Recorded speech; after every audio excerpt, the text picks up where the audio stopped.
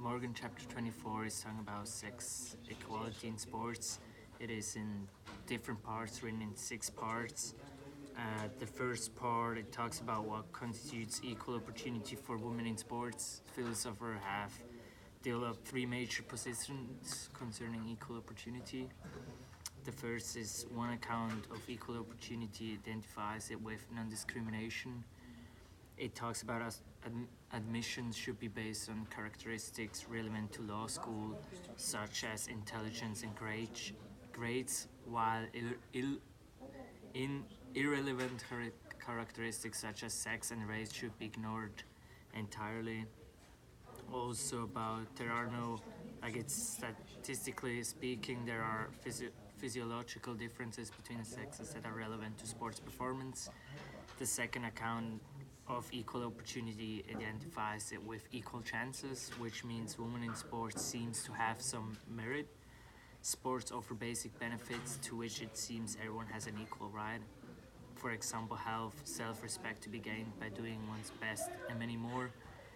And as a real life example, it mentions that, for example, it says that if Matilda is less adept at wrestling than Walter is, there's no reason to deny Matilda an equal chance to wrestle for health, self-respect, and fun. And the third account of equal opportunity calls for equal chances in the sense of equal achievements for the major social groups. So when it's applied to sport, it seems to have the undesirable consequences that a society is unjust if less than half its professional football players are women. And then it talks also about scarce benefits. It is meant that it's simply not possible for prize and publicity to be attained equally by everyone at once. Therefore, the skill involved in the sport is one relevant factor because not everyone has the equal right to receive fan email or appear on TV.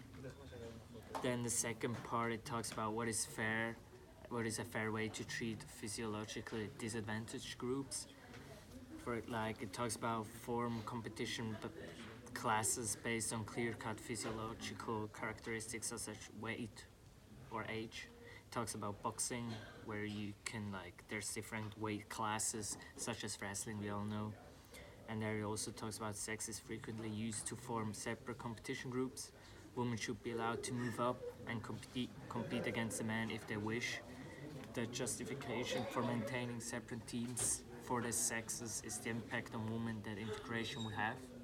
And where there are virtually no female athletic stars, or when women receive much less prize money than men do, this is damaging to self-respect of all women, as it was talking to part 1. So it goes on to part 3, where it basically talks about the different methods that are used for disadvantage for equal. It basically talks about how there's groupings of age, sex, and the weight. So in every, let's say like a UFC match, there's the weight and the different weights that you go upon. There's the ages, which is different age groups, like in competitions of tournaments. And there's a sex, which is, of course, there are female competitions and there's male competitions. There's no discriminatory towards that, but it is hard towards the disrespect for certain players and certain aspects of competition. So they talk about like having the losers, not really having much disrespect towards them because they're on the other side of the competition. There are the winners aspect, but there's also the losers and not making them feel worse for losing in competition. It talks about the evils of competition, which is, of course, it's exciting, it's entertainment, but it is a level of competition where it performs at one's best, and it goes on to talk about women and the disadvantaged group and needed protection of special handicaps. So in recent years, women have been making progress in trying to get equal rights, such as recently they've been trying to get equal pay, and in that aspect.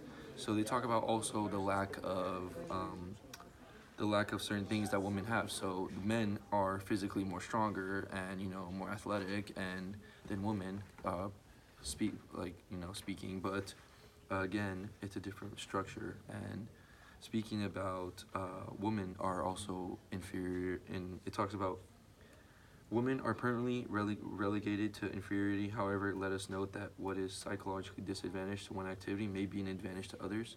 So for women, it's like a guy can be strong, it could be, can be in the weight room and can lift a lot, but a girl can do ballet. They use the example of ballet because a girl can go on her tippy toes, and it's difficult for a guy to do that. It's easier for a girl because it's a little bit more natural as he speaks. He also suggests that there are different groups, so we develop a variety of sports in different aspects. Yet even basketball and football are a very recent invention, so it's very open for the public. But yet again, other sports are virtually like excluded. So like ballet or cricket, or it talks about swimming are these sports that like aren't really televised as much as these other sports that we see every day on the daily, which is baseball, football, basketball, soccer.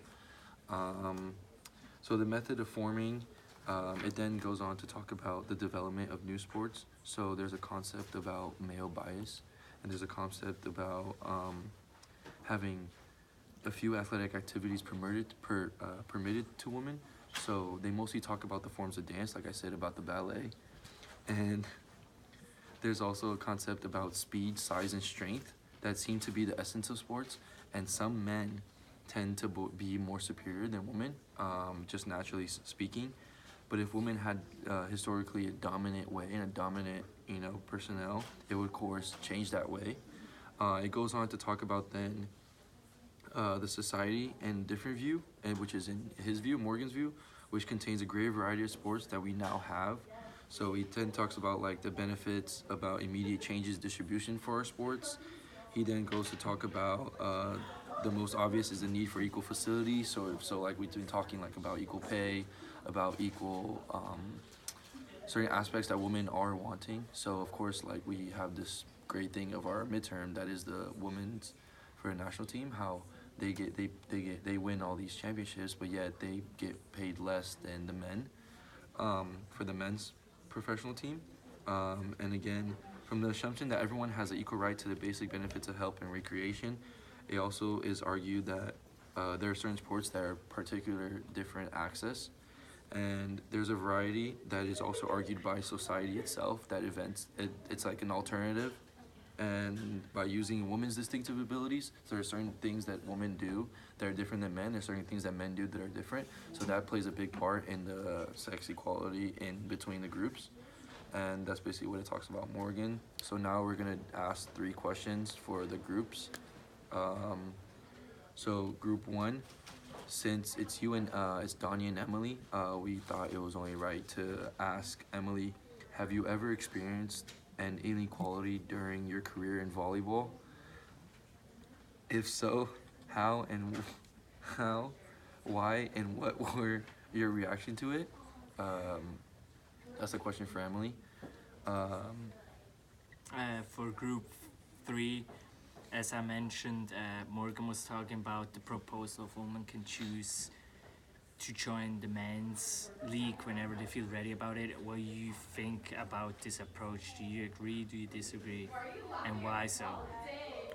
And then for group 4, the last question we had was, Morgan speaks about spectator appeal, which is the fact of speed, strength, and size that are inevitable elements, and it's basically what is played on TV because it's exciting, because it's something new for them. It's something that drives them, and it's always something that hypes up the TV for about 2 hours or 2 hours and a half. We want to ask, do you think if ballet or dance or a low aspect of a sport or a woman's sport was to be played on TV, it would have that same approach as the ones before, the viewers at home, and why? And in this aspect, thank you for watching this video. Please don't forget to subscribe, bottom right, top right, and I'll see you next Monday in class. See you guys. See you guys.